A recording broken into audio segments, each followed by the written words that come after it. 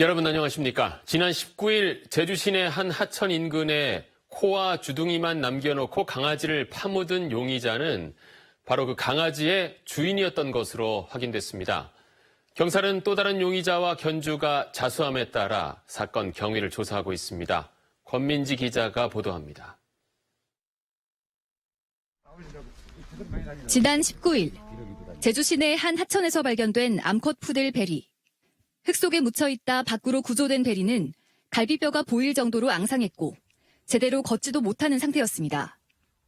내장칩 확인 결과 베리는 지난 2015년 10월 태어났고 베리의 주인은 범행 장소에서 불과 10여 킬로미터 떨어진 곳에 살고 있었습니다. 베리는 동물보호센터로 옮겨져 치료를 받았지만 아직도 사람을 보면 바들바들 떨 정도로 큰 충격을 받은 것으로 알려졌습니다. 베리의 주인 A씨는 당시 JIBS로 연락해 자신이 코로나19로 격리 중이었는데 2, 3일 전 베리가 집을 나갔다고 주장했습니다. 또 베리의 이름을 공개하지 말아달라면서 범인을 꼭 잡아달라는 입장을 전했습니다. 이 사건을 수사하던 서부경찰서는 어제 용의자 2명이 자수했다고 밝혔습니다. 그런데 용의자 중 1명은 바로 베리의 주인인 A씨인 것으로 확인됐습니다. 베리의 주인 A씨는 경찰에 자수한 뒤 JIBS와의 통화에서 지금은 해줄 수 있는 말이 아무것도 없다는 말만 되풀이했습니다.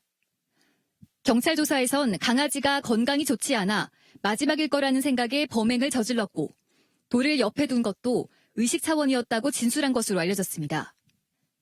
현재 경찰은 지금까지 수사한 내용과 용의자들이 진술한 내용을 살펴보며 필요한 부분에 대해선 추가 조사를 벌이고 있습니다. JIBS 권민지입니다.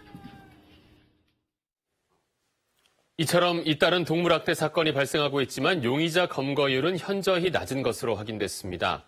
경찰에 따르면 지난해 제주에서 경찰 수사가 진행된 동물학대 사건은 27건으로 이 가운데 용의자가 특정돼 검거된 경우는 14건에 불과합니다.